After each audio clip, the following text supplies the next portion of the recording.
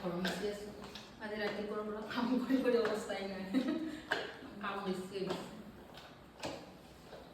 এইখিনি জাবৰ জোঁথৰ দেখি নাভাবিব যে মই এইখিনি বস্তু কিয় এনেকৈ ৰাখি দিছোঁ। এইখিনি মই দেখিছেনে বাহিৰতে মই এনেকৈ জমা কৰি ৰাখি দিওঁ আৰু এইখিনিৰ পৰাই মই ফুলত দিবৰ কাৰণে সাৰ বনাম। আৰু মই আগতে কৰিছিলোঁ, এইখিনি ৰেডি হৈ গৈছে। এইখিনি এতিয়া মই উলিয়াই ল'ম, অকণমান বেলেগ বেলেগ টাব আনি পেলাই টাবত ভৰাম আৰু এতিয়া বাকী থকাখিনিও ইয়াতে ৰাখি দিম।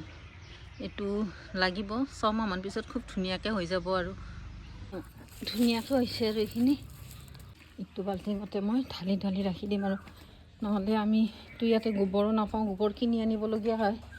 মই মাজতে গাঁৱত যোৱাৰ সময়ত ঘৰৰ পৰা জলকীয়া পুলি দিবলৈ এইখিনি ৰেডি কৰি ৰাখি দিছোঁ। এইখিনি খুব ধুনীয়াকৈ হৈছে। মাটিখিনি মই পানীও দিছিলোঁ, পানী দি ৰাখি দিছোঁ, খুব কোমল হৈছে। এতিয়া দেখিছেনে মই কণীৰ বাকলি একোৱে পেলাই নিদিওঁ, গোটেইখিনি মই ইয়াতে ধুনীয়াকৈ মিক্স কৰি ৰাখি দিওঁ।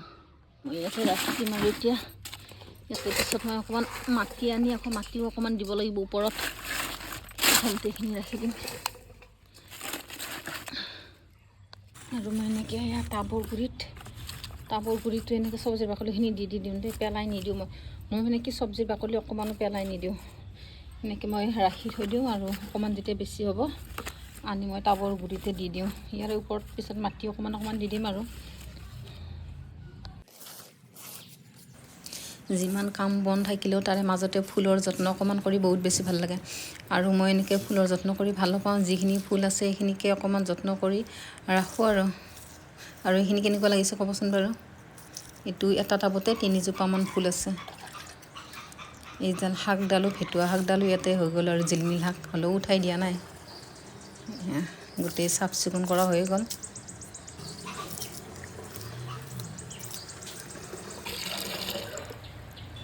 আৰু ভিডিঅ'টো চাই কেনেকুৱা পালে জনাব, ভাল লাগিলে আগলৈও এনেকুৱা ভিডিঅ' বনাবলৈ যত্ন কৰিম।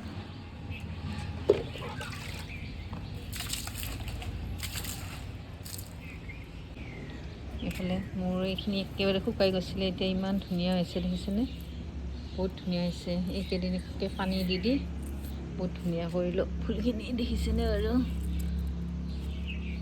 মাজতে চব শুকাই গৈছিলে। মোৰ ইমান বেয়া লাগিছিলে নহয় মনটো, ভাবিছিলোঁ আৰু ফুলকেইটা বাচিব নে নাবাচিব নাজানো। এতিয়া বহুত ধুনীয়া হ'ল। আকৌ এয়া নতুন কৰি আকৌ এতিয়া পাত ওলাইছে।